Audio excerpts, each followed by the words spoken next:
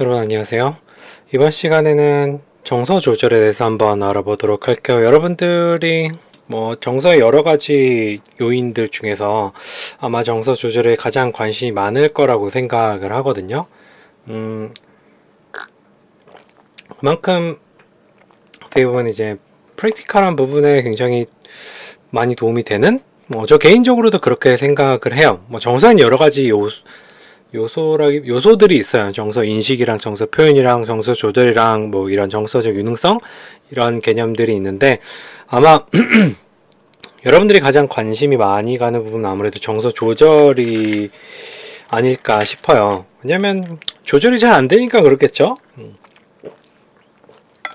확답할 순 없지만 이번 시간을 통해서 여러분들이 조금 더 정서 조절을 잘 할 수 있는 잘 조절할 수 있게 이제 발달을 했으면은 좋겠다고 생각을 해봅니다. 저 나름대로 이 공부를 하면서 정서 조절에 대한 스스로 정서 조절하는 데 좀 더 많은 도움이 됐다고 생각을 해요, 저는. 자, 한번 살펴보도록 하겠습니다. 정서 조절. 정서 조절이라고 하는 것은 정서를 관리하고 적절한 수준의 강도로 정서적 각성을 조절하기 위한 전략이라고 정의가 돼요. 정서 조절. 일반적으로 여러분들이 정서 조절을 한다라고 하면 뭐가 생각나요? 뭔가를 참을 때, 어떤 걸 참을 때, 그때 우리가 어떻게 보면 정서 조절을 하죠. 막 놀러 가고 싶어. 막 놀러 가고 싶은데 놀러 갈 수 없어. 그럼 어떤 기분이 들어요? 어떤 정서가 유발이 돼요? 짜증 혹은 분노까지는 아닐 것 같아요. 짜증 이런 것들이 유발이 되겠죠. 근데 이제 중간고사를 봐야 돼. 1학기 중간고사에는 항상 뭐가 껴요? 네, 벚꽃이 피죠. 벚꽃 맨날 보는 벚꽃 구경하러 가면 재밌나? 모르겠어요. 내가 정서적으로 메말라서 그런지 모르겠는데 재밌나 싶어요. 와이프가 맨날 가자 그래갖고 가긴 하는데 아무튼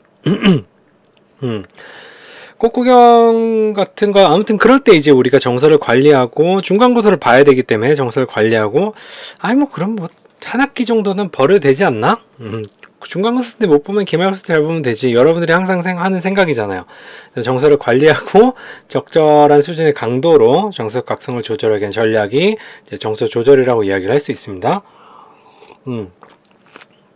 이런 정서 조절 과정은 개인이 목표를 성취하기 위해서 어떤 목표를 성취하기 위해서 중간고사를 잘 보고자 하는 목표를 성취하기 위해 정서 반응들, 특히 정서 반응의 강도, 굉장히 불쾌한 정서라든지 굉장히 심한 짜증이라든지 강도와 순간적 특징, 이때 나타나는 여러 가지 순간적 특징들이 있어요. 막 소리를 지르고 싶다든지 아니면 뭔가를 집어 던지고 싶다든지 아니면 책상을 샷건을 때리고 싶다든지 키보드 샷건을 때리고 싶다든지 이런 것들 순간적 특징들을 관찰하고 평가하고 수정하기 위한 내가 지금 샷건을 치고 싶다 라고 관찰되고 이 샷건을 쳤다고 했을 때는 내 이 비슷한 키보드가 박살날 것이다. 그래 수정. 그래서 샷건을 치는 대신에 키보드를 샷건 치는 대신에 책상을 이렇게 샷건을 친다 라고 수정하기 위한 외재적 과정과 내재적 과정으로 구성이 돼요. 외재적 과정 같은 경우는 이제 외부의 도움을 받는 거고, 내재적 과정 같은 경우에는 내 안에서 조절을 하는 거죠. 게임에 져가지고 샷건을 친다라고 하는 거 외재적 과정을 받을 필요는 받을 수가 있어요. 예를 들어 PC방에서 게임을 한다고 했을 때 내가 이 키보드를 쳤을 때 누군가 본다든지 옆에 친구가 있다든지 그런 것들은 이제 외재적 과정의 도움을 받는 거고, 내재적 과정은 이런 관찰평가 수정 같은 경우 그런 어떤 과정을 포함한 내 안에서 일어나지는 과정이에요. 그래서 여기에 정서 조절이 다 담겨 있어요. 정서 조절이라는 건 뭐예요? 내가 어떤 목표를 성취하기 위해서 지금 어떤 상황에 맞닥뜨렸어요. 이 상황에 맞닥뜨렸을 때 일어나는 여러 가지 정서 반응과 그로 인한 어떤 생각이라든지 행동을 하려고 하는 이니시에이션 하려고 하는 무언가들을 계속 모니터링을 하고 그 모니터링 결과 같은 것도 생각을 하고 짧은 순간에 여러 가지 생각이 나죠. 짧은 순간에 그런 평가를 한 다음에 내 행동을 수정하거나 아니면 내 정서를 관리하거나 이런 과정으로 이제 이야기를 할 수가 있습니다. 우리가 정서 조절에서 배워야 될 거라기보다는 이제 생각을 해봐야 될 게 뭐냐면, 정서 조절은 전적으로 정서 반응의 억제에 대한 것인가를 또 생각을 해봐야 돼요.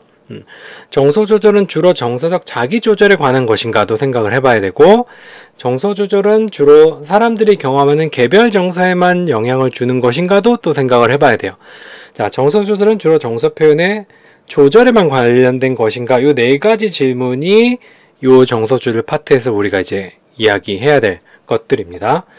여러분들은 내가 이렇게 질문한 이유가 뭐라고 생각해요?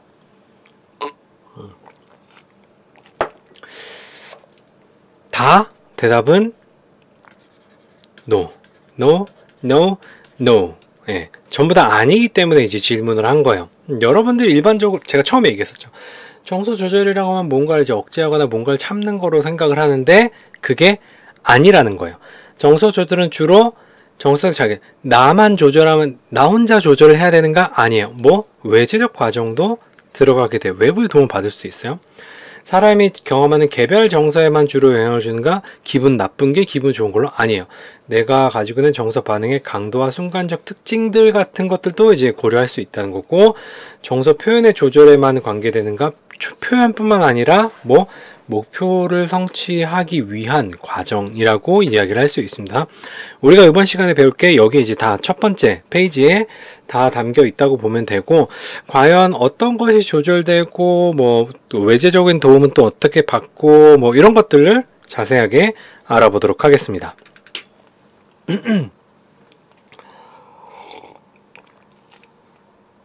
자, 정서 조절. 정서 조절은 전적으로 정서 반응이 억제되어 온 것인가? 뭐 그렇지 않아요. 정서 조절은 정서 각성을 억제하거나 가라앉히는 것과 정서 각성을 고양시키고 유지하는 모든 것을 포함해요.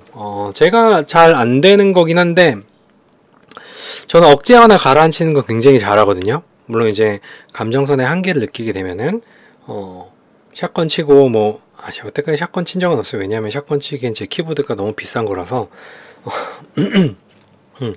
못하고, 억제를 가라앉히는 거 굉장히 잘하는데 고양시키거나 유지하는 것을 잘 못해요. 예를 들어서 여러분들이 기말고사, 중간고사나 이런 것들을 잘 봤다고 해봐요. 잘 봤으면은 어떻게 하고 싶어요?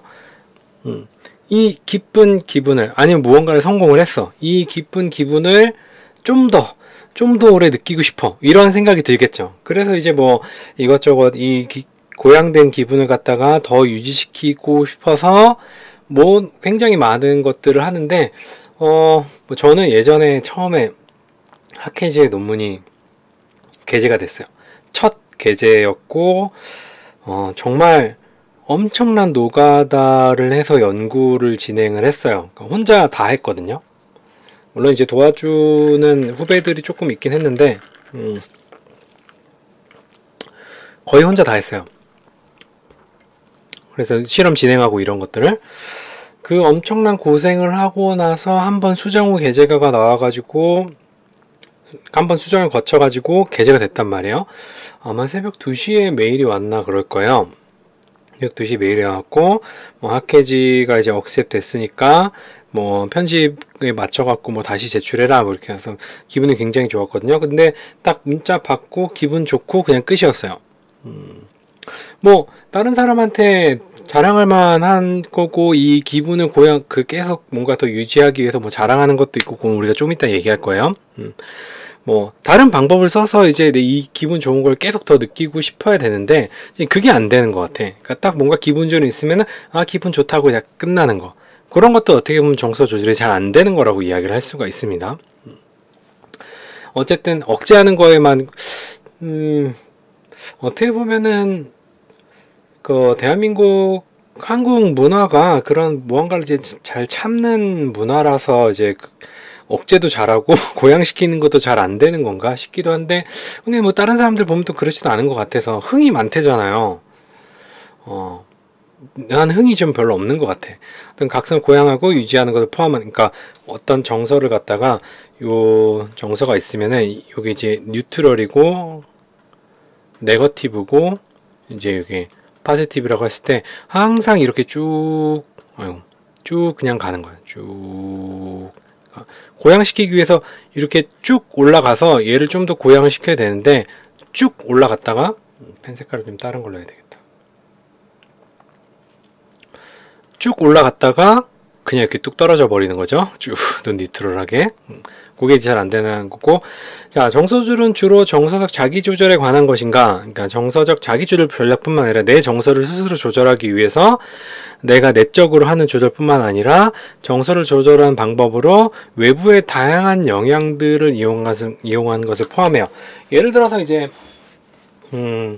기분이 안 좋으면 어떻게 해요? 기분이 안 좋으면은 제가 주로 쓰는 방법 중 하나가 뭔가를 지르는 거예요. 뭔가를 지르는데 이제 그 소셜 커머스가 아니라 오픈마켓이나 이런 데 사이트 있잖아요. 사이트에 평상시에 사고 싶었던 것들을 이제 쭉 담아놔요. 담아놓고 가격대별로 담아놓고 뭐 각각 저는 전자기기 좋아하니까 사고 싶은 컴퓨터 부품이나 아니면 이제 뭐 게임이나 스팀 게임이나 뭐 이런 것들 다 장바구니에 담아놓고 기억을 하고 있는 거지. 그러다가 기분이 굉장히 좋지 않을 때 이제 보통 지르는데 그럴 때 이제 가격대별로 내가 기분이 좋지 않은 어떤 정도에 따라서 가격대가 막 올라가요. 기분이 굉장히 좋지 않으면은 굉장히 비싼 거를 구매를 하고 하는 이런 것도 뭐예요? 외부의 다양한 영향들을 이용하는 거예요. 내 스스로 이제 한다기보다는 어떤 소비를 함으로써 기분을 이제 좋게 만드는 거죠. 항상 그래서 지갑이 예전에 이제 텅텅 비어 있었는데 별로 좋지 않은 방법 같아요. 그 다음에 이제 뭐 다른 방법은 이제 다른 타인을 이용하는 방법이긴 한데 여러분들이 기분이 좋지 않을 때 친구들이나 사람들을 불러 모았고 혹은 기분이 좋을 때 친구들이나 사람을 불러 모았고 야 내가 쏜다. 내가 뭔가 굉장히 좋은 일이 있었어. 로또가 당첨이 됐어. 기분이 너무 좋아. 자 오늘은 내가 호텔에 가서 다 쏜다. 가서 뭐 이런 식으로도 이야기를 할 수가 있겠죠. 그런 것들은 뭐예요? 내 정서를 고양시키기 위해서 나 스스로 혼자서 막 집에서 키득키득키득 대면서 좋아하는 게 아니라 다른 사람 불러놓고 뭔가 행위를 하는 거죠. 뭐 그런 것들이 외부의 다양한 영향들을 이용하는 것을 포함을 해요. 그래서 뭐 우리가 정서를 갖다가 이제 뭐 나쁜 방법 예를 들어서 이제 내가 아까 핫캐지를 게재를 했잖아. 핫캐지를 게재를 하고 기분이 굉장히 좋잖아요. 이 기분을 고양시키기 위해서 타인을 이용하는 방법도 있어요. 이게 뭐라 그랬나? 유미 세포들 웹툰에 보면은 약간 그 정서에 대한 이야기가 나와요. 그러니까 정서 조절이 주로 정서 자기 조절에 관한 게 아니라 약간 타인을 이용해서 정서를 조절하는 뭐 그런 것들에 대한 내용이 나는데 정확한 화는 기억이 안 나요. 뭐 정주행 한번 해봐요. 아마 유미가 회사 그만두고 나와가지고 누군가를 만나가지고 뭐 이런저런 얘기에다 기분 되게 나쁜 상황이 발생했는데 뭐 그런 에피소드였어요. 아무튼 다양한 영향을 이용하는 건데 내가 굉장히 좋아서 어떻게 하냐, 논문을 쓰고 있는데 아직까지 투고를 못하고 게재를 못한 내 주변 사람들한테 쫙 뿌리는 거지. 논문 게재했다! 라고. 너무 좋다! 뭐 이렇게 뿌리면은 어떻게 해요? 다른 사람들 이용해갖고, 다른 사람들 못했는데 난 했잖아. 약간 절대 그렇게 하지 않았어요. 왜냐면은, 저는 그냥 한번 딱 좋고 말기 때문에 뭐 그런 짓은 하지 않는데, 뭐 이런 것들이 외부의 다양한 안 좋은 방법이에요. 외부의 다양한 영향들을 이용하는 것들이 이제 정서 조절하는 방법으로 사용이 될 수가 있습니다. 우리가 알게 모르게 타인을 이용해서 나의 어떤 정서를 조절하는 방식들을 그런 방식을 사용해서 정서를 조절하는데, 여러분들이 기분이 좋거나 기분이 좋지 않을 때 혹은 정서를 경험할 때 이 정서를 어떻게 억제하고 어떻게 고양시키는지를 한번 천천히 생각을 해보세요. 약간 슬로우 카메라, 그러니까 240 프레임 녹화 같은 거 있잖아요. 초고속 카메라처럼. 여러분 딱 어떤 정서를 느꼈을 때 그때 무슨 짓을 하는지를 천천히 살펴보면은 내가 어떤 전략을 사용해서 정서를 조절하는지를 여러분들이 알 수가 있어요. 그런 것도 어떻게 보면은 뭐가 발달해야 돼요? 메타코그니션, 그러니까 상위 인지가 이제 발달을 해야지만 나를 잘 모니터링 할 수가 있는 거죠. 여러분들 연습하면 다 할 수 있습니다. 자, 그래서 그 다음에 정서 조절은 사람들이 경험하는 개별 정서에만 주로 영향을 주는 것인가? 근데 정서 조절은 개인이 경험하는 개별 정서에 영향을 미치기도 하지만 정서의 강도와 순간적인 특성에 영향을 미칠 수가 있습니다. 자, 첫 번째. 경험된 정서의 강도를 고양시키거나 완화시키는 거예요. 고양시키는 거. 내가 처음에는 이제 뉴트럴 하다가, 이렇게 뉴트럴 하다가, 기분 좋은 일이 있어갖고, 요만큼 올라왔어. 근데, 더 고양시키고 싶어. 이거보다 더. 자, 더 올라가기 위해서, 뭐, 다양한 방법 같은 것들을 사용을 하겠죠. 뭐, 그런 게 이제, 똑같이 포지티브, 긍정적인 항목에 있긴 하지만 이 강도를 더 높이는 것도 여기서는 우리가 이제 유지하는 거, 억제뿐만 아니라 고양을 이야기를 했었고, 여기서는 강도를 훨씬 더 올리는 것도 정서 조절이라고 이야기를 할 수가 있고, 경험되고 회복되는 것을 지연 혹은 촉진이요. 경험되고 긍정적인 정서가 한번 쭉 경험에 대해서 올라갔어요. 그 다음에 이게 계속 쭉 올라가거나 이게 계속 이 위에 계속 있으면 어딜 가야 되면 병원 가야 돼요. 정신병원에 가야 되는 거지 항상 기분이 좋을 수는 없거든요, 사람이. 여러분들이 아마 그렇게 계속 기분이 좋으면 아마 지쳐갖고 나가 떨어지거나 병원 가 있거나 둘 중 하나일 거예요. 자, 그랬을 때 이 정서가 어떻게 되냐, 시간이 지나면은 이것도 어떻게 보면 체력이 있어야 기분 좋은 정서를 계속 느끼지, 이것도 체력인 것 같아. 갔다가 일정 시간이 지나면은 다시 이렇게 내려오게 돼요. 내려오게 되는데, 이 내려오는 시간, 회복되는 것을 지연하는 거. 난 조금 더 기분 좋은 걸 느끼고 싶어. 그래서 요만큼, 한 요 정도 더 느끼고 이제 내려오는 것들이죠. 요런 게 이제 회복되는 것을 지연하는 거고, 촉진하는 거는 이제 반대의 경우예요. 언제? 부정적인 걸로 딱 내려갔어요. 나 근데 한번 땅굴을 파기 시작하면은 아예 끝까지 파버리는 성격이라 갖고 계속 이렇게 가요. 자, 이렇게 가면은 너무 오래 가면 어디 가야 된다고요? 병원 가야 돼요. 올라와야 돼요. 여기서 그래서 항상 기분이 나쁘지만은 않아요. 제가 기분 나쁜 일이 있어도 뭐 하루 이틀 지나면 어떻게 돼요? 옆이 좀 찜찜하긴 하지만 올라와요. 천천히 올라와요. 올라오는데 얘를 어떻게 만든다? 무슨 색깔로 할까요? 얘를 어떻게 만든다? 난 급한 일이 있으니까 좀 먼저 올라올게. 이렇게 좀 더 빨리 올라가게 되는 거죠. 막 처리해야 될 일이 굉장히 많고 하면 정서 상태가 우리의 어떤 퍼포먼스에 굉장히 중요한 역할을 미치거든요. 그러니까 그런 뭐 어떤 중요한 일이 있을 때는 내 정서를 빨리 조절을 해가지고 뉴트럴한 상태로 올려와서 이제 다시 뭐 일을 하거나 이렇게 해야 되겠죠. 자, 정서의 지속 시간을 길게 하거나 줄이는 것, 정서의 범위나 변화를 줄이거나 늘리는. 정서의 지속 시간을 길게 하거나 줄이는 건 여기 지금 화살표로 설명을 했죠. 이 화살표 보면서 여러분들이 이해를 하면 될 것 같고, 여러분들 한번 그려보세요. 여기 나와 있는 요 텍스트들 있잖아요. 요 텍스트들을 그래프로 그려가지고 한번 이해를 해보세요. 자, 근데 정서의 범위나 변화를 줄이거나 늘림.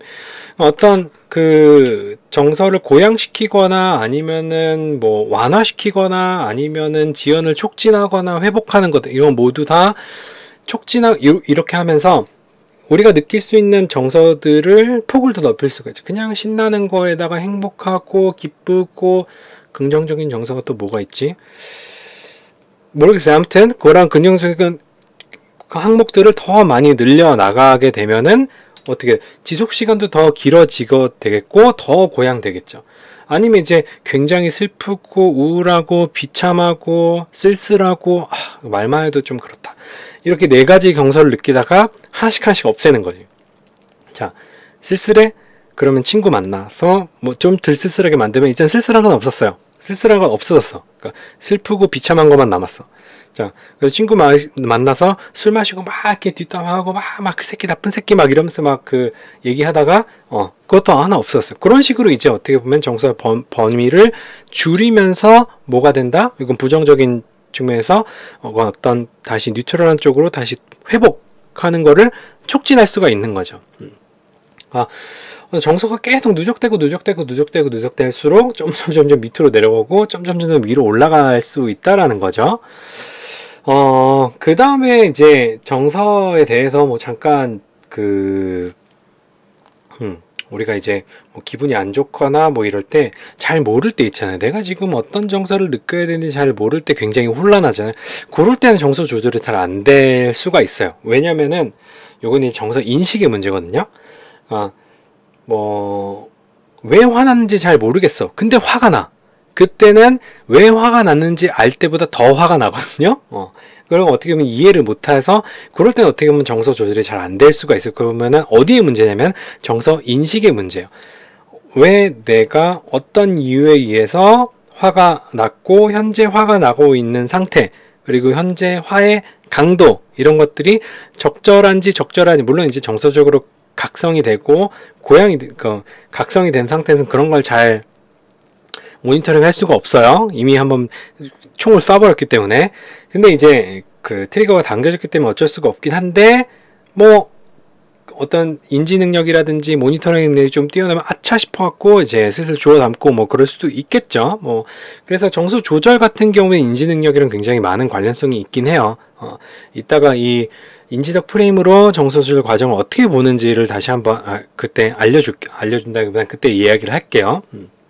자, 이렇게 이제 개별 정서에만 주로 영향을 준다라는 게 어떤 의미냐면 네거티브에서 포지티브로 올라가거나 포지티브에서 네거티브로 내려가거나 그렇게 이제 완전 정서의 밸런스 자체가 이제 바뀌는 거를 그 개별 정서에 영향을 준다라고 이야기할 수가 있습니다.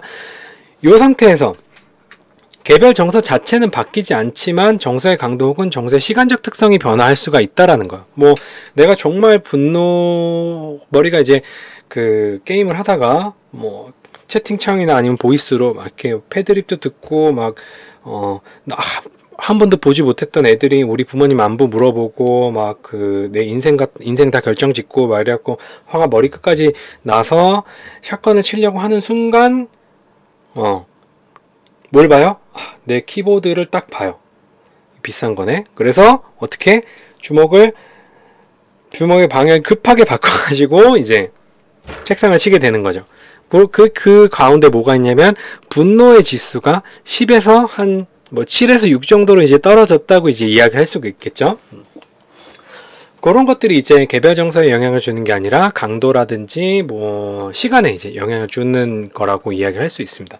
여러분들이 이런 경험이 있다면은 한번 떠올려 봐도 되고, 예를 들어서 한번 나름대로 시나리오나 이런 것들을 한번 만들어 보세요.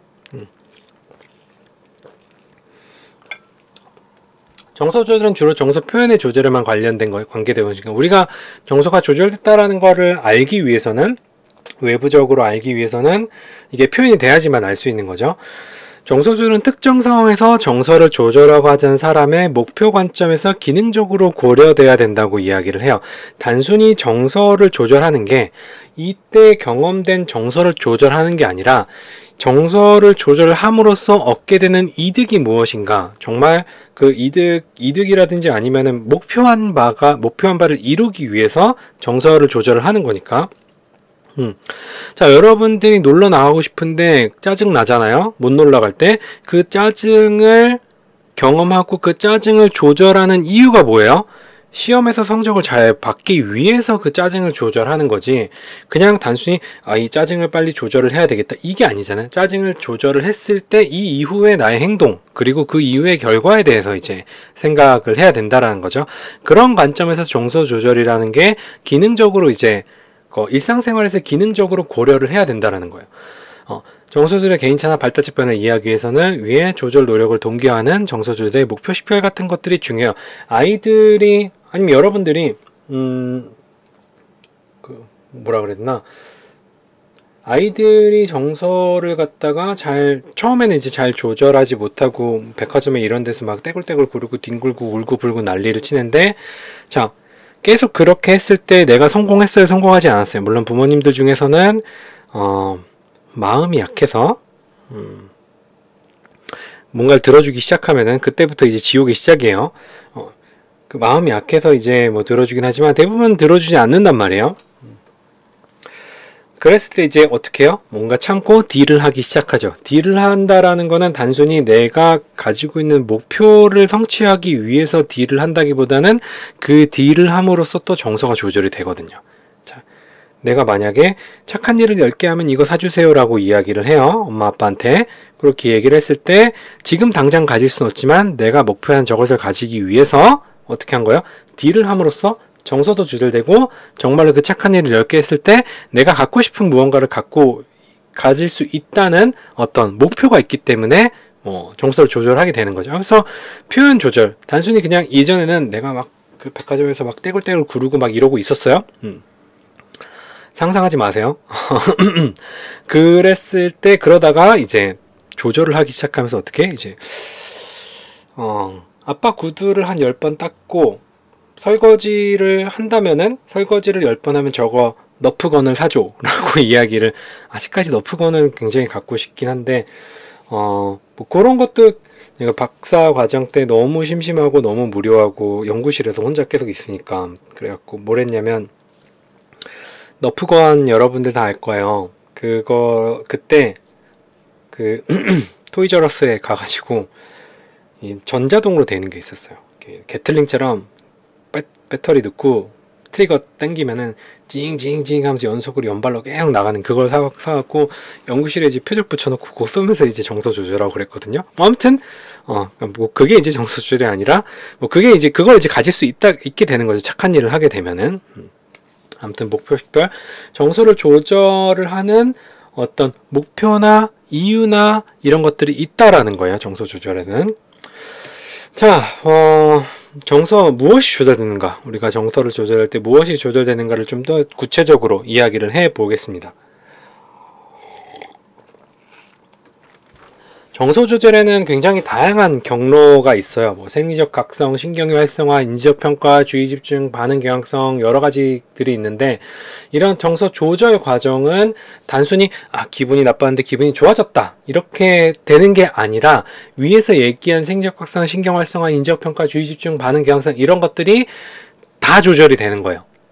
이런 정서 조절 과정에 대해서 관심 많고 빨리 내 기분 나쁜 것들을 빨리 해결하고 싶어, 이런 생각에 의해서 정서를 조절하고 정서 조절에 관심이 많고 굉장히 중요하게 생각될 수 있겠지만, 과정 자체는 그렇게 단순하지 않은 거예요. 여기에 뭐가 있어요?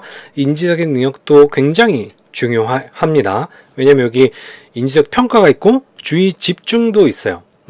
요 생리적 각성의 신경 활성화는 우리가 어떻게 할 수는 없지만, 이걸 갖다가 어떻게 인지적으로 어떻게 평가하느냐에 달라 있고, 그다음에 주의를 어떻게 돌리느냐에 또 이제 달라지겠죠. 반응 경향성, 이건 이제 반응 경향성 같은 건 행동 같은 것들을 통제하는 거예요.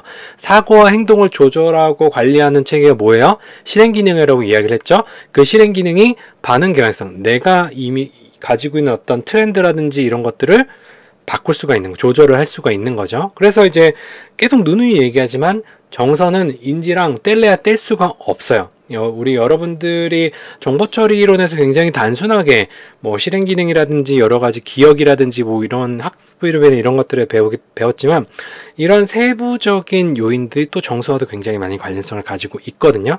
뭐 궁금하면 대학원에 가서 공부를 하시거나 아니면은 뭐 찾아보세요. 논문 굉장히 많아요. 자, 정서 조절은 단일한 현상이 아니라 여러 과정이 복잡하게 연결된 과정이고, 이 정서를 잘 조절하기 위해서는 위에서 말한 이 여러 가지 과정에 대해서 여러분들이 잘 인식해야 된다라는 거죠. 그래서 이제 인지적인 능력이 필요하다는 겁니다. 자, 아동은 발달하면서 자신들에게 편안한 정서적 요구 등 스스로 지각한 필요나 특성에 비추어서 주변 환경을 선택하고 구성해요. 말이 되게 어렵게 써 있는데, 여러분들이 편한 상황 있잖아요. 이런 것들을 찾는다는 거죠. 상황 자체를 이제 편한 상황을 찾는 건데, 경쟁적인 게임을 선택하기보다 마음에 맞는 친구들과 놀거나 혼자 놀기. 게임에서 저는 이제 경쟁전을 하긴 하는데 모르는 사람들이랑 같이 안 해요. 왜냐면은 분명 모르는 사람이랑 하면은 막 이렇게 부모님 안부 물어보고 막 내 인생 막 결정하고 막 이러거든요. 그러니까 듣기 싫으니까 마음에 맞는 친구와 놀고, 마음에 맞는 친구들은 같이 게임하는 사람들이 있어요. 점수에 연연하지 않고 강철 멘탈을 가지고 있는 그 사람들이 있는데 다 아재들이에요. 어떻겠어요? 지금 여러분들보다 훨씬 더 신체적인 능력, 동시체력이라든지, 동시체력이라 그러나? 아무튼 그런 것도 떨어지고 손도 떨어지고, 그러니까 이제 장비의 힘을 빌리지만, 뭐 경제력은 있어서 장비의 힘을 빌리지만, 뭐 그것도 잘하는 사람들한테나 이제 해당이 되는 거지. 우리 같은 아재들한테는, 물론 아재들도 게임 잘하는 사람이 있긴 한데, 뭐 어쨌든 잘 못한단 말이에요. 그래서 혼자, 아니면 혼자 놀아요. 싱글 플레이를 해요. 그래서 채팅이랑 보이스 다 꺼놓고 열심히 하죠. 그런 것들이 이제 환경 자체를 선택을 하게 되는 거예요. 아니면 빠데를 하든가. 아니면 지지적인 사람들과 유대를 강화하고, 그러니까 그 사람들, 마음에 맞는 사람들이랑 같이 하면은 나도 바보, 너도 바보, 우리 모두 바보 같은 거. 그 선천적 월간이 만화 웹툰, 여러분들 꽤 오래된 웹툰이긴 한데, 걔네 이제 가스파드하고 친구들이랑 밴드 하는 에피소드가 있어요. 그 에피소드에서 지금 기억나는 거는 다른 사람들이랑 같이 했으면 막 서로 욕하고 밴드 깨지고 이랬을 텐데, 같이 서로 바보인 서로 바보라기엔 좀 그렇지만 거의 캐릭터들끼리 하니까 으이구이 바보들 하면서 끝나는 씬이 있던 것 같은데, 아무튼 그런 지지적인 사람들과 유대 강화하는 것도 정서주들이 굉장히 중요한 역할을 하는 거죠. 그래서 어떻게 보면 우리랑 비슷한 사람들을 만나려고 하는 것 같아요. 왜냐면 내 행동에 대해 지지받길 원하고, 나를 잘 아는 사람들이라면, 나랑 비슷한 사람이라면 내가 어떤 정서를 경험했을 때 그 사람도 그런 상황에서 그런 정서를 경험했을 거라고 이제 생각을 하기 때문에, 그래서 이제 저도 가끔 정서적으로 복잡한 때에는 제가 전화하는 친구가 있어요. 그 친구는 항상 바빠가지고 전화를 못 받는 친구인데, 항상 이제 같은 어떤 정서를 공유하고, 물론 조금 다르긴 하지만 그 친구랑 이제 전화 통화를 하게 되면은 약간 좀 마음이 좀 차분해지고 그러죠. 그리고 항상 끝은 약간 지적 유희와 같은 약간 철학적 담론으로 끝나긴 하는데, 아무튼 그런 것들이 이제 정서 조절, 이제 환경 같은 거 선택하는 거, 휴가를 이용한 휴식 및 일정 취소, 예를 들면 여러분들이 자체 휴강하는 것들, 자체 휴강하는 거니 뭐예요? 너무 힘들어. 일주일에 막 7과목 이렇게 듣는데 추가 과목도 듣고 막 다 3학점이 21학점 듣는 너무 힘들어. 그래서 오늘 하루는 좀, 물론 이제 21학점 듣는 친구들 같은 경우엔 절대 자취휴강 같은 건 하진 않죠. 너무 힘들어서 오늘은 수업을 안 가도 되겠다 싶어갖고 학교를 안 가는 거지. 제가 1학년 때 그랬다가 저공비행으로 이제 학고를 맞을 뻔했는데 1점 몇인가 그랬던 것 같아요. 자주 학교를 안 갔어요. 딱 수업 하나만 정말 풀로 이제 들어갔고,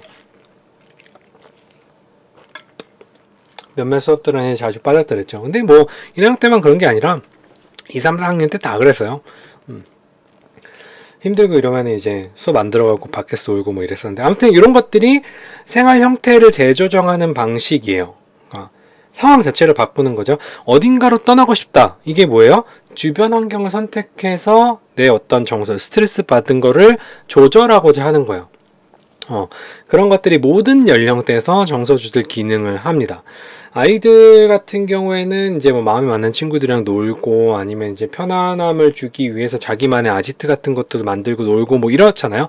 그런 것들이 이제 정서 조절이 될 수 있고, 성인 같은 경우에는 휴가를 떠난다든지, 아니면 한적한 곳으로 간다든지, 아니면 그런 것들, 환경 자체를 바꿔버리는 거죠.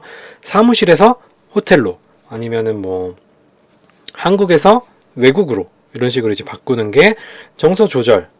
이런 것들을 조절함으로써, 그러니까 변경함으로써 내 정서를 조절할 수가 있다는 거예요. 자, 그 다음에 정서를 각성시키는 정보 유입을 조절해서 정서를 조절하는 거예요. 말이 좀 꼬이긴 한데, 뭐냐면 이거예요. 이러면서 손톱으로 다 보죠. 손톱으로 다 보는데, 그냥 이렇게 볼 때에 비해서, 여러분들이 무서운 거 볼 때, 이렇게 이렇게 눈 가리고 다 봐도 손톱으로 다 보이는데, 그냥 맨눈으로 전부 다 영상을 볼 때랑은 각성의 수준 자체가 좀 달라져요. 이게 뭐냐면 정보의 유입이 조절되는 거예요.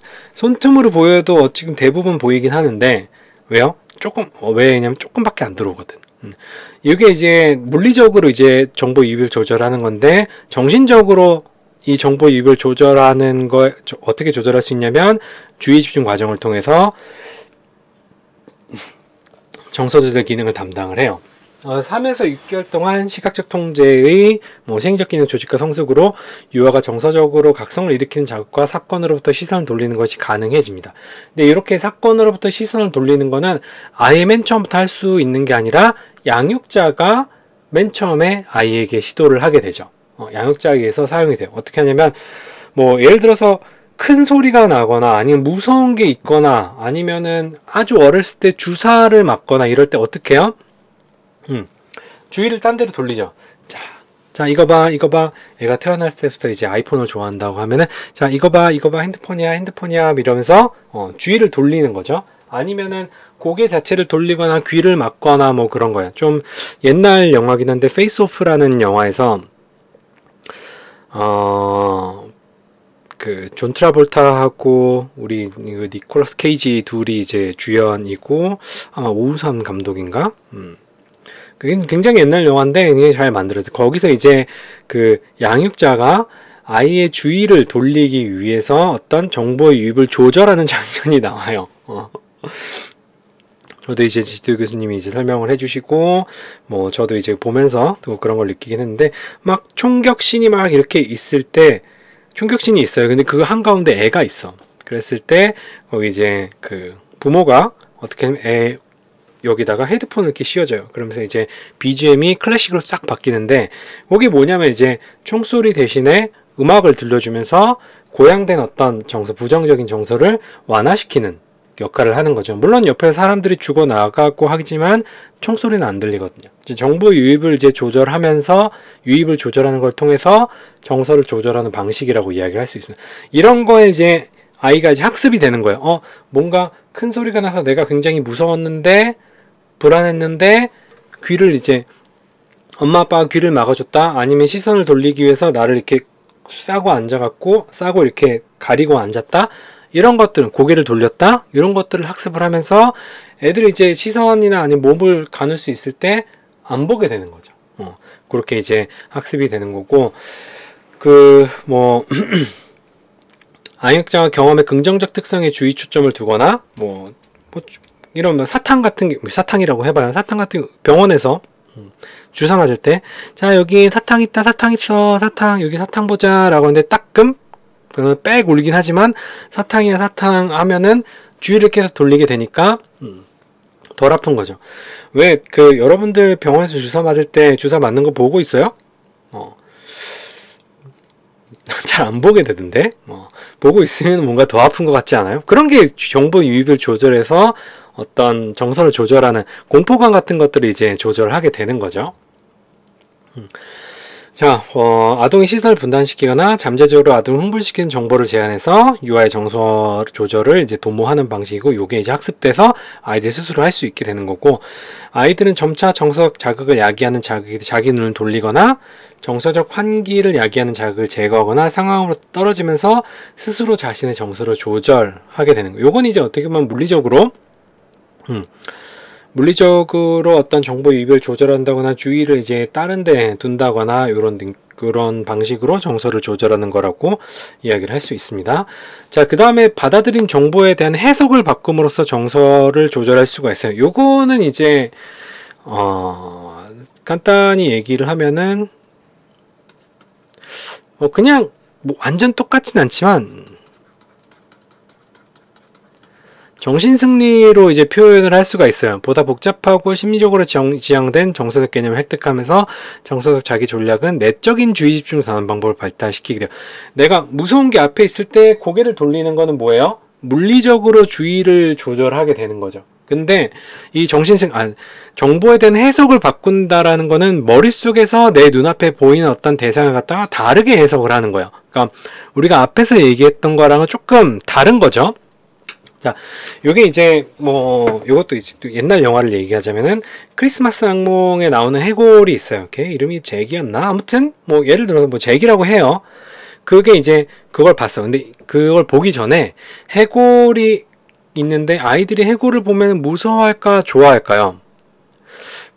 저게 뭔지 모르는 상황에서는 새로 보는 신기한 거라 가지고 이제 재밌어 하거나 좋아할 수도 있어요. 근데 이제 이게 이제 해골이라는 거를 알았을 때는 좀 무서워할 수 있어요. 갑자기 해골이 확 나타난다든지 이러면은 해골에 대한 어떤 공포 학습이 이루어졌다가 이러면 무서워하는 해골을 무서워하는 애가 있다고 해봐요. 근데 얘가 어느 날 크리스마스 악몽 영화를 봤어요. 거기서 이제 해골 모양으로 나오긴 하지만 노래도 부르고 뻘짓도 하고 위기에 처하기도 하고 이런단 말이에요. 그 주인공이 쭉쭉쭉 행동하면서 영화를 굉장히 재밌게 봤어. 그렇다면 그 다음부터 해골을 볼 때 어떻게 생각하냐면 저건 해골이지만 크리스마스 악몽에 나오는 잭이야 라고 머릿속에서 해석을 바꾸는 거죠.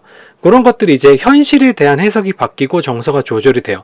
현실은 그대로 있어요. 현실은 그대로 있는데 내 안에서 그 해석이 바뀌는 거예요. 그 주의 초점을 갖다가 분산시키는 거죠. 어떻게 보면 머릿속에서. 그런 방식으로 정서를 조절할 수가 있는 거고, 자, 다음으로 정서적 각성에 대한 부수적인 지표를 재해석함으로써 정서를 조절을 하게 돼요. 정서적 각성의 내적 단서에 대한 부호와 뭐 빠른 심장 박동이나 아니면 가쁜 호흡이나 땀 이런 것들이 이제 뭐 생리적인 반응들이죠. 이런 반응을 갖다가 어떻게 인지적으로 해석을 달리하는 거죠. 뭐 가장 대표적인 연구가 이런 외나무 다리, 흔들다리라 그래야 되나? 그런 다리에서 혼자서 걷게 해요. 그럼 저쪽에서 매력적인 이성이 다가와요. 그랬을 때 무섭잖아요. 흔들거리고 떨어지면 천길 낭떨어지고 떨어지면 죽는데 저쪽에서 이제 그 매력적인 이성이 다가올 때 어떻게 생각하냐? 심장이 두근거리는 거를 무서워서 요 아래를 봤을 때 무서워서 공포 때문에 심장이 떨리는 게 아니라 저 앞에서 굉장히 매력적인 이성이 다가오기 때문에 내 심장이 떨리는 거라고 해석을 하는 거죠. 부수적인 지표를 재해석함으로써 정서를 조절하게 되는 거예요. 뭐 그런 방식을 통해서도 정서가 조절이 됩니다. 다음에 이제 만족스러운 결과를 가져오는 방법으로 정서를 표현함으로써 정서를 조절을 해요.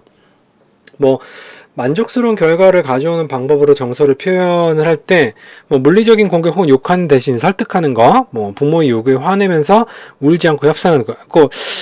엄마 아빠, 내가 저 너프건을 갖고 싶은데 우리 딜을 하죠. 이게 이제 어떻게 보면은 만족스러운 결과를, 왜냐면 내가 마트에서 들어 눕고 막 빽거리고 하면은 어떻게 해요? 우리 엄마 아빠가 잠깐 나를 잡고 우리 조용한 시간을 가져볼까? 라고 이제 대롱대롱 끌고 이제 갈 수도 있는 거죠. 그게 이제 요구에 화내면서 울지 않고, 왜냐면 그랬을 때 실패할 확률이 높으니까 이제 딜을 하게 되는 거죠.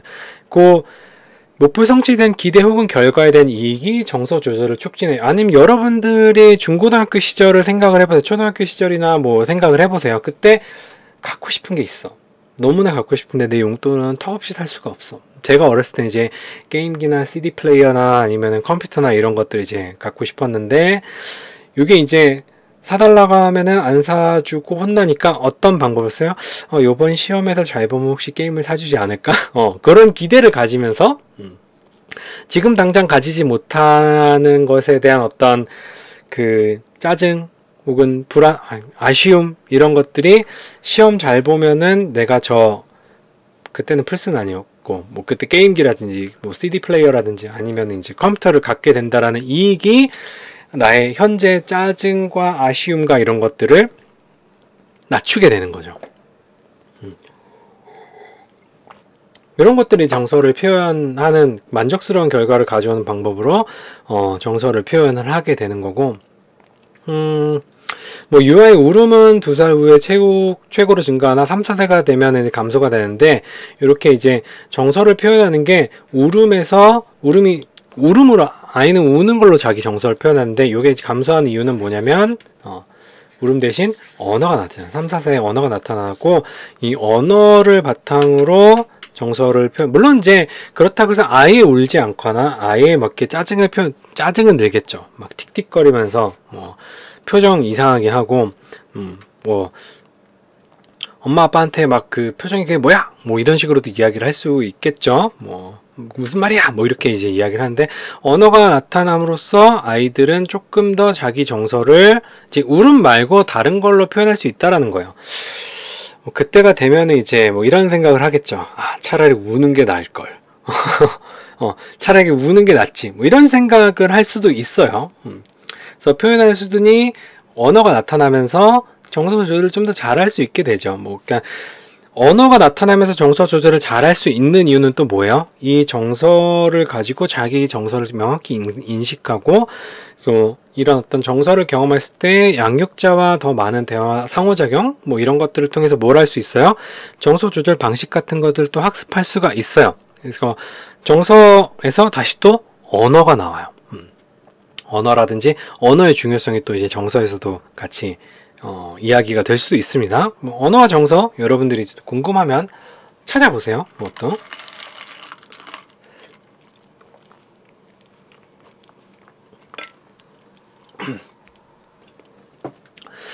자, 정서 조절 과정을 요거는 옛날에 나온 모델인데 여태까지 나온 것들을 좀 정리를 해봤어요.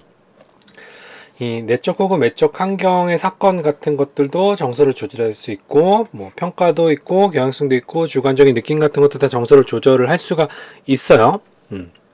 얘네들도 이제 다 서로 관련성을 가지고 있고, 그래서 이런 정서 recursive aspect of emotion이라고 얘기하는 건 정서 조절이라고 하는 게 어느 한순간에 딱 끝나는 게 아니라는 거예요. 여러분들이 어떤 정서를 경험을 했을 때 그 정서를 조절하고 나면은 또 새로운 상태가 오죠.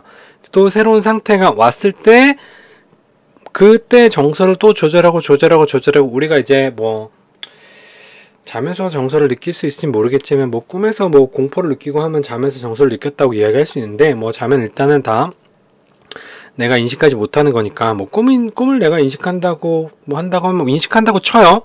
그랬을 때 자는 시간 빼고 나머지 깨어있는 시간은 우리의 정서가 끊임없이 조절되고 있다라는 거예요. 그러니까 뭐 정서가 계속 항상적으로 쭉 되는 게 아니라 올라갔다가 내려갔다가 올라갔다가 물론 이제 굉장히 큰 경험, 정서적 어떤 값이라 그래야 되나 양이라 그래야 되나 굉장히 큰 정서를 마주쳤다라고 했을 때는 그때는 이제 정서가 좀 올라갔다가 좀 많이 가겠죠. 물론 이런 상황에서도 또 정서라고 하는 게 하나의 어떤 그래프로 나타나는 게 아니라 뭐 다양한 정서를 예를 들어서 내가 논문에 그 게재가 됐다라고 하는 사건에 대해서는 정서가 굉장히 기분이 좋을 수도 있지만 그 외에 그 시간까지 잠을 안 자고 어떤 해야 하는 일이 있다라는 거에 대해서는 어떤 굉장히 부정적인 정서를 동시에 느낄 수도 있는 거죠. 그러니까 하나만 느끼는 건 아니에요. 정서를. 그러니까 다양한 상황에서 굉장히 정서를 병렬적으로 여러 개 이제 느끼게 되고 병렬적이라고 하지만 서로 이제 관련성이 있기 때문에 자, 내가 만약에 논문의 새벽에 논문 게재 억셉 메일을 받았을 때 기분 좋은 게 있어서 지금 밤 늦게까지 일을 하고 있어 기분이 굉장히 안 좋은 상황, 안 좋은 부분이 어떻게 보면 조금 완화될 수도 있겠죠. 그래도 밤 늦게까지 이 고생하는 보람이 있구나 라고 생각하면서 부정적인 기분이 조금 완화가 될 수가 있는 거죠. 근데 그런 것들 정서가 다 약간 체인 리액션이라 그래야 되나? 연관되어 있고 쭉 계속 이제 연결된다라고 이야기를 할 수가 있습니다. 자, 그래서 이제 정서 조절에 대한 그 프로세스 모델 오브 이모션 레귤레이션 앤 이모션 레귤레이션 스트래티지라고 이제 되어 있는데 요게 이제 제임스 그로스라는 학자가 이야기를 한 걸 거예요. 우리 정서 조절 과정에 대해서 이야기를 해보면 Situation Selection, Situation Modification, Attentional Deployment, Cognitive Change, Response Modulation이 있는데 이게 이제 우리가 처음에 얘기했던 상황 선택이요. 휴가 가고 싶다. Situation Modification은 상황이 이미 들어와 버렸어. 상황이 이미 들어와 버렸기 때문에 내가 지금 출근을 했기 때문에 저 오늘 휴가 내겠습니다. 회사 그냥 조기 퇴근할게요. 하게 되면은 뭐 이렇게 이제 쳐다보겠죠. 물론 이제 그렇게 할 수 있으면은 뭐 할 수 있겠는데 그거라기보다는 무언이 어떻게 보면 상황을 선택하는 거고 업무를 하면서 업무 효율성을 높이기 위해서 뭐 이것저것 이제 놓고 뭐 이런 거예요. Attentional Deployment는 이제 주의죠. 내가 주의를 어디에 두느냐. 정서를 조절하기 위해서. Cognitive Change 같은 경우에는 이제 평가. 근데 내가 하는 일에 대해서 어떻게요? 정신승리하는 거라고 볼 수가 있어요. Response Modulation은 반응 자체를 조절하는 거.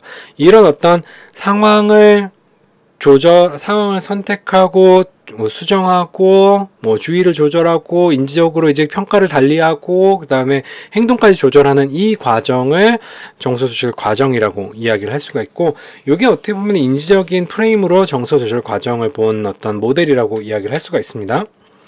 자, 여기 블랙박스라고 되어 있는 거는 보이지 않기 때문에 블랙박스라고 한 거예요. 내가 주의를 어디 돌리고 있는지 뭐 알 수가 없죠.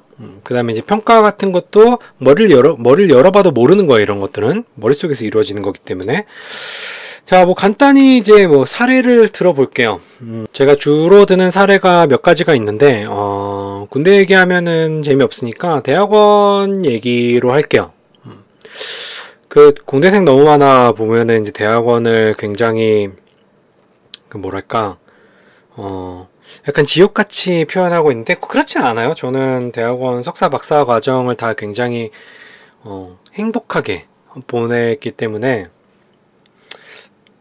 아니에요. 뭐 행복하게 보냈어요. 행복하게 보냈기 때문에 그렇게 크게 뭐라 그래야 되나 지옥이라고 생각하시네. 아무튼 뭐 사람들 이제 뭐 대학원을 이제 부정적 대학원에 가면 굉장히 힘들다라고 얘기했을 때 그 상황 자체를 갖다가 상황을 선택하지 않으면 어떻게 돼요? 그런 부정적인 어떤 경험이라든지 이런 거 할 일이 없죠. 그래서 대학원을 들어가지 않았다면은 내가 겪지 않아도 어떤 될 여러 가지 문제들을 겪지 않고 부정적인 정서를 경험하지 않으니까 상황 선택 자체는 어떻게 보면 아예 근본적인 어떤 예상되는 뭐 정서를 근본적으로 차단하는 역할을 하게 되는. 근데 난 어차피 선택을 해버렸어. 대학원에 와버렸어요. 자, 그 다음에 시츄에이션 모디피케이션. 대학원에 박사과정 들어와가지고 연구실에 이제 들어왔는데 어때요? 사람들이 안 와. 물론 이제 내가 연구실에 있기 때문에 석사 학생들이 못 왔던 걸 수도 있어요. 그게 더 맞는 것 같은데 뭐 어쨌든 연구실이 좀 밋밋하고 재미가 없고 이러니까 어떻게 해요? 내가 공부하고 싶은 환경, 내가 계속 오고 싶은 곳으로 만들어야 되는 거잖아요. 그러니까 그게 어떻게 보면 환경, 시츄에이션 모디피케이션이라고 이야기할 수 있는데 그래서 한 게 뭐냐면 환경을 조절하는 거예요. 환경을 변화시키는 거지. 어떻게? 하얀색으로 칠해져 있고 이제 교수님이 그 연구실에다가 막 책장이랑 책상이랑 다 놔주셨어요. 교수님 사비로 다 놔주시고 벽도 새로 다 칠해주시고 이랬거든요. 그랬을 때 그러니까 컴퓨터라든지 이런 것들을 제가 하나씩 갖다 놓기 시작했죠. 좋은 컴퓨터 갖다 놓고 모니터도 이제 갖다 놓고 뭐 그렇게만 있어도 근데 좀 뭔가 심심해. 그래서 어떻게 했냐면 그 소파를 갖다 사가지고 빨간색 소파가 있어요. 이렇게 약간 푹 누울 수 있는 소파인데 이렇게 원형 프레임 아이고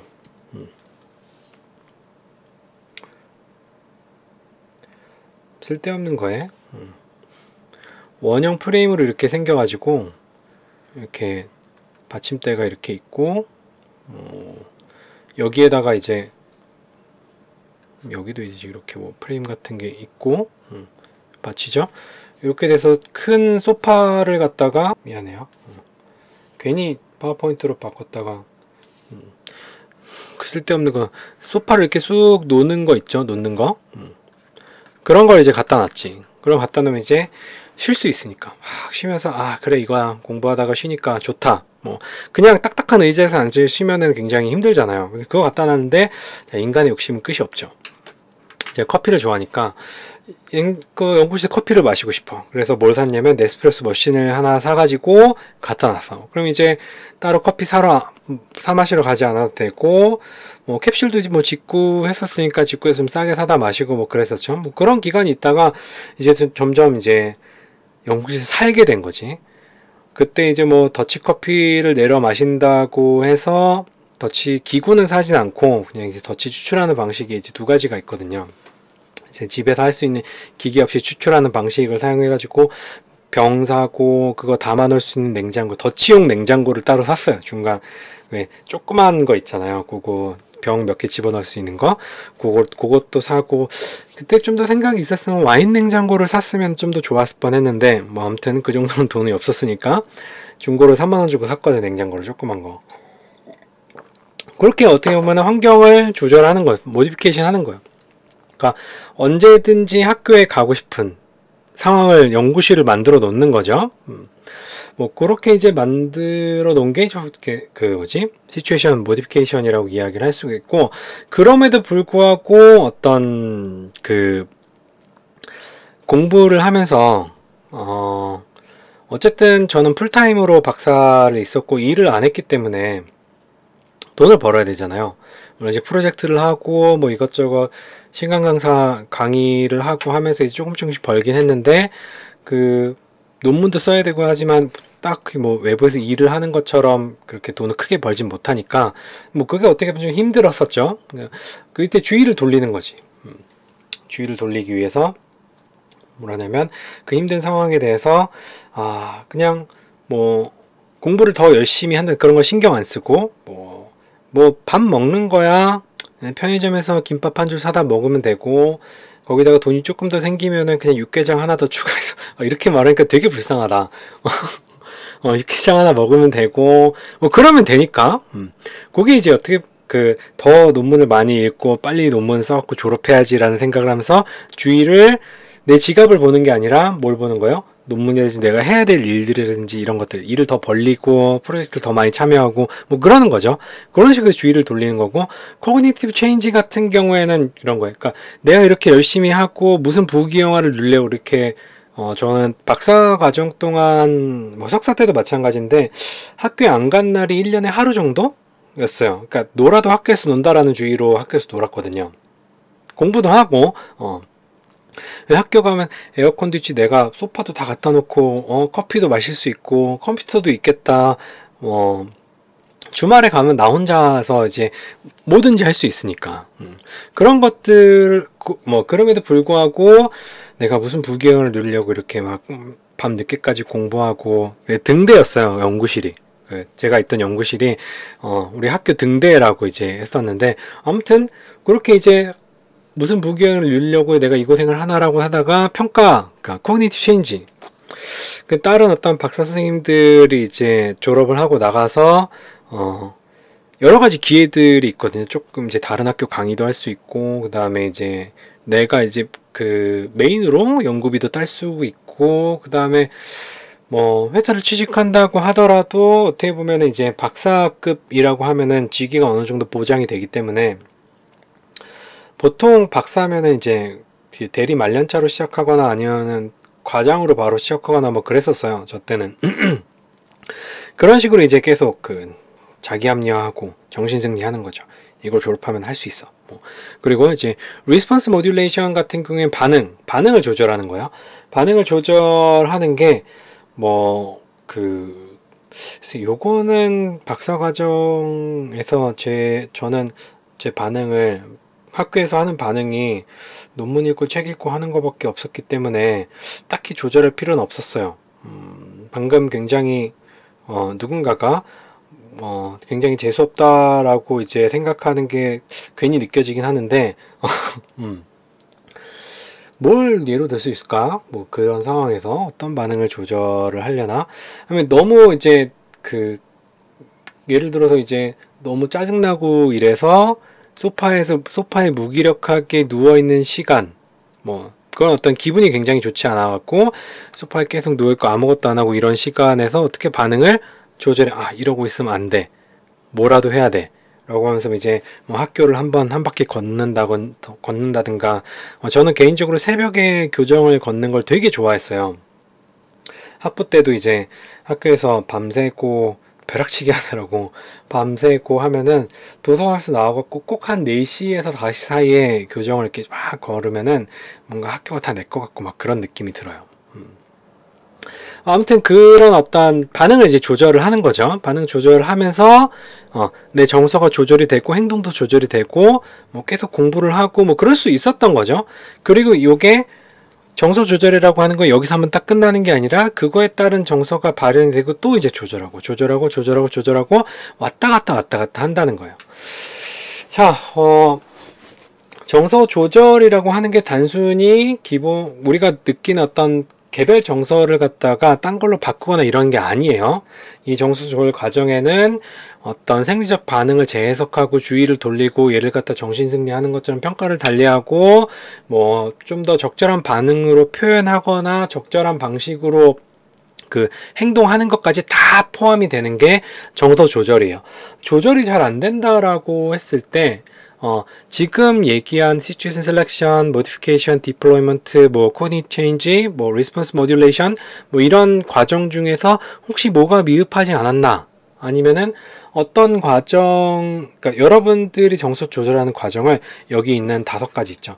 상황은 이미 선택을 해버렸으니까 어쩔 수 없다면은 얘네들 중에 어떤 방식을 요게 이제 순차적인 건 아니에요. 자, 환경을 또 조절하고, 그 다음에 어텐션 디플로이 한 다음에, 안 되면은 평가를 하고, 안 되면은 반응을 조절한다가 아니라, 이 시츄에이션 모디피케이션부터 시작해갖고, 리스폰스 모듈레이션까지 다 개별적으로 병렬적으로 사용할 수 있는 건데, 그냥 리니어하게 표현하자면은, 이런 식으로 표현할 수 있다는 거예요. 여러분들이 정서가 조절이 잘 안 될 때는 첫 번째로 현재의 상황이 어떤 상황인지 명확하게 인식할 필요가 있어요. 그 명확하게 인식한 상태에서 내 정서를 조절하기 위해서 어떤 방법을 사용할까? 여기 나와 있는 다양한 방법들을 사용을 하면서 한번 정서 조절을 하는 연습을 한번 해보세요.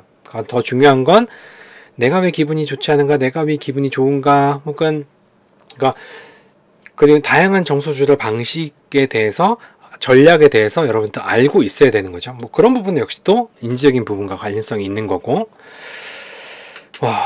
지금 정서 조절 부분 몇 개 안 되는 슬라이드를 굉장히 오래 한 것 같은데 그만큼 중요한 부분이고 여러분들한테 실질적으로 도움이 되는 부분이라고 생각을 해요. 그래서 까먹지 말고 요 모델은 꼭 기억을 해 두세요. 자, 정서 조절 파트는 요 정도에서 마무리하도록 하겠습니다. 수고하셨습니다.